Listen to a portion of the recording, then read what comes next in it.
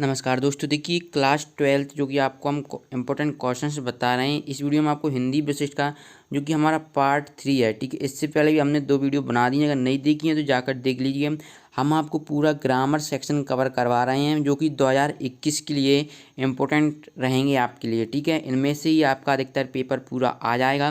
तो मैं आपको topic by topic questions cover करवाते जा रहा हूँ। तो इस वीडियो में हम कवर करेंगे भाषा बोध, ठीक है। इसमें से हमेशा एक 3 अंक का क्वेश्चन पूछा जाता है, अच्छी तरीके से कर लीजिए।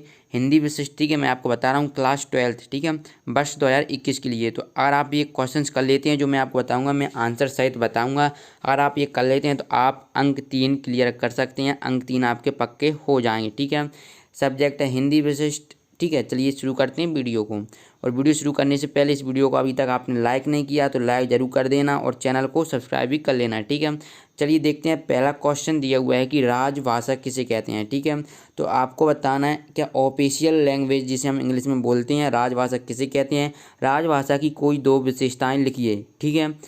3 अंक में पूछेगा तो ये ओनली ये पूरा क्वेश्चन पूछ लेगा कि राजभाषा किसे कहते हैं, क्योंकि 1 अंक का ये क्वेश्चन बन जाएगा। और राजभाषा की 2 विशेषताएं यानी 2 अंक का ये, यानी टोटल प्लस करेंगे तो 3 अंक का क्वेश्चन बन जाएगा आपका, ठीक है।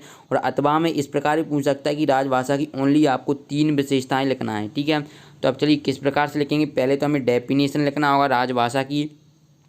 तो क्या हो जाएगी, किसी प्रदेश में जिस भाषा का प्रयोग शासकीय कार्य, शिक्षण एवं समाचार प्रसारण हेतु किया जाता है वह वहाँ की राजभाषा या प्रादेशिक भाषा कहलाती है। अगर क्वेश्चन में ये पूछे कि राजभाषा की जगह आपको राजभाषा दे ही ना, ओनली आपको ये बोल दे कि प्रादेशिक भाषा किसे कहते हैं और प्रादेशिक भाषा की कोई 2 विशेषता, यानी कि आपको राजभाषा ही लिखना है, ठीक है। ऑफिशियल लैंग्वेज ही आपको लिखना है। इसकी विशेषताएं 3 पूछा है, तो चलिए 3 देख लेते कौन कौन सी होती हैं। ये सरकारी कामकाज की भाषा होती है, क्षेत्रीय भाषा ही राजभाषा होती है, ठीक है। और कार्य के निर्णय शिक्षा का माध्यम, यहाँ पर आप देख सकते हैं कि शासकीय कार्य, शिक्षण एवं समाचार प्रशासन हेतु किया जाता है, यानी कि कार्य करेंगे हम कुछ, ठीक है। यहाँ पर आप कार्य कर लेना, कार्य, ठीक है, ये कार्य अकेला लग गया है। निर्णय शिक्षा का माध्यम, रेडियो और दूरदर्शन में राजभाषा का प्रयोग होता है, ठीक है। चलिए नेक्स्ट देख लेते हैं। तो यहाँ पर हमारा दूसरा क्वेश्चन है कि राष्ट्रभाषा किसे कहते हैं, ठीक है। राष्ट्रभाषा, देखिए यहाँ पर क्या राज्य यानी कि एक राज्य विशिष्ट पर किया गया था। अब यहाँ पर राष्ट्र यानी पूरे राष्ट्र पर यहाँ पर फोकस किया जा रहा है, यानी कि जैसे कि भारत है तो क्या एक राष्ट्र यानी पूरे भारत में जो भाषाएं बोली जाती हैं सभी को जोड़कर यानी राष्ट्रभाषा है। राजभाषा यानी कि भारत में पता है कि मध्य प्रदेश में अलग बोली जाती है, उत्तर प्रदेश में अलग बोली जाती है, तो वह राजभाषा के अंतर्गत आती है, ठीक है। तो चलिए देख लेते हैं राष्ट्रभाषा किसे कहते हैं, ठीक है। तो राष्ट्रभाषा की 2 विशेषताएं लिखना है। भारत की राष्ट्रभाषा कौन सी, हमेशा ऑब्जेक्टिव में पूछा जाता है, वेरी वेरी इंपॉर्टेंट है, बताइए, ठीक है। तो राष्ट्रभाषा पहले हम डेफिनेशन लिखेंगे कि राष्ट्रीय स्तर पर स्वीकार एवं विभिन्न राज्यों के द्वारा अपनाई जाने वाली समृद्ध भाषा राष्ट्रभाषा कहलाती है। फर्स्ट ऑफ ऑल तो आपको राष्ट्रभाषा की डेफिनेशन लिखना है। तो क्या हो जाएगी कि राष्ट्रीय स्तर पर जो हम स्वीकारते हैं एवं विभिन्न राज्यों के द्वारा जो बोली जाती है, यानी यहाँ पर स्पष्ट कर दिया गया विभिन्न राज्य, यानी जितने भी राज्य हैं सभी की जो भाषा होती हैं उनको हम क्या स्वीकार करते हैं, वे राष्ट्रभाषा होती है, ठीक है।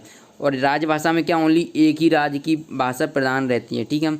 अब क्या पूछा है कि भारत की राष्ट्रभाषा कौन सी है, तो यहाँ पर मैंने लिख दिया कि भारत की राष्ट्रभाषा हिंदी है, ये ऑब्जेक्टिव में पूछा जाता है, ठीक है। अब इनकी तो इसमें राष्ट्र की संस्कृति, साहित्य एवं ऐतिहासिक तत्वों का समावेश होता है। ये राष्ट्र की संपर्क भाषा के रूप में स्वीकार होती है, ठीक है। जो हम संपर्क करते हैं वो इसके रूप में स्वीकार होती है, जो कि हिंदी भाषा है हमारी, ठीक है। अब इसकी विशेषताएं देख लेते हैं। तो विशेषताएं क्या हो जाएंगी, राष्ट्रभाषा संपूर्ण राष्ट्र की संपर्क भाषा होती है तथा इसका प्रभाव संपूर्ण राष्ट्र में व्यापक होता है, ठीक है। दूसरा क्या हो जाएगा, इसका साहित्य समृद्ध एवं व्यापक होता है, ठीक है। और ये बहुसंख्यक लोगों द्वारा बोली जाती है, जैसा कि आप जानते हैं कि हिंदी अधिकतर ही सभी लोगों द्वारा बोली जाती है, ठीक है। सभी वैसे ही सभी बोलते हैं। इसके बाद नेक्स्ट क्वेश्चन है कि मातृभाषा किसे कहते हैं। मातृभाषा का ज्ञान होना क्यों आवश्यक है, वेरी वेरी इंपॉर्टेंट क्वेश्चन है। तो चलिए देख लेते हैं। पहले तो हम डेफिनेशन देखेंगे मातृभाषा की, ठीक है। फिर मातृभाषा ज्ञान होना आवश्यक क्यों है, फिर हम वो कारण देंगे। देखिए बच्चों को जो भाषा अपने माता पिता और यहाँ पर आप लगा देना योजक चिन्ह, ठीक है, माता पिता और परिजनों से स्वाभाविक रूप में सीखने को मिलती है। जो बच्चे होते हैं वो क्या अपने माता पिता और परिजनों से स्वाभाविक रूप से सीखते हैं जिस भाषा को, वह उसकी क्या मातृभाषा होती है। ये एक प्रकार से पारिवारिक कामकाज की भाषा होती है, क्योंकि हम ये परिवार आदान प्रदान के लिए करते हैं तथा परिवार के लोगों को भी संप्रेषण का माध्यम होती है, ठीक है। हम कोई भी देखिए परिवार में अधिकतर क्या है हिंदी बोली जाती है, वैसे अधिकतर हम देखें तो, ठीक है। अतः मातृभाषा का ज्ञान होना आवश्यक है, क्योंकि हम जरूर नहीं कि मातृभाषा अलग अलग की अलग हो सकती है, लेकिन हमारे भारत में क्या जो क्या माता, इसे हम इस प्रकार भी कह सकते हैं कि जो हम माता द्वारा बोली जाती है भाषा उसे हम मातृभाषा कहते हैं, ठीक है।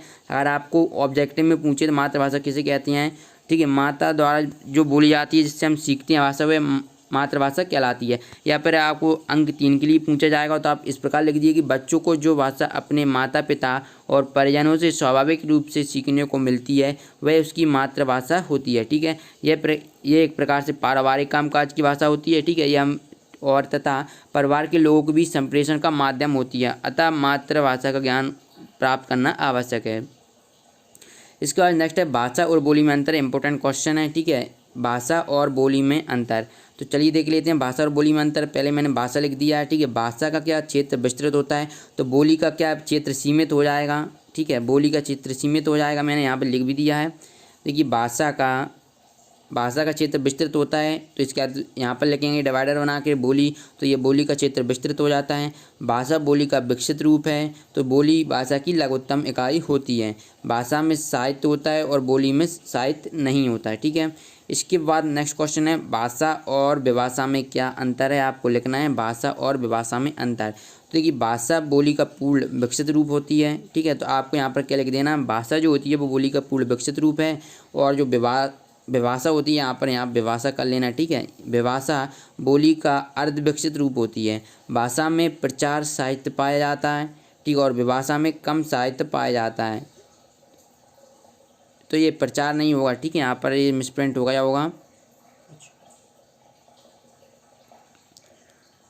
ठीक है। तो यहाँ पर प्रचार की जगह क्या प्रचुर हो जाएगा, भाषा में प्रचुर साहित्य पाया जाता है, ठीक है। यहाँ पर आप कर लेना ये, और ये विभाषा में क्या कम साहित्य पाया जाता है। भाषा व्यापक क्षेत्र में प्रचलित होती है, जबकि जो विभाषा होती है ये भी विभाषा यहाँ पर आप समझ लेना, विभाषा प्रांत विशेष तक ही सीमित रह जाती है, ठीक है।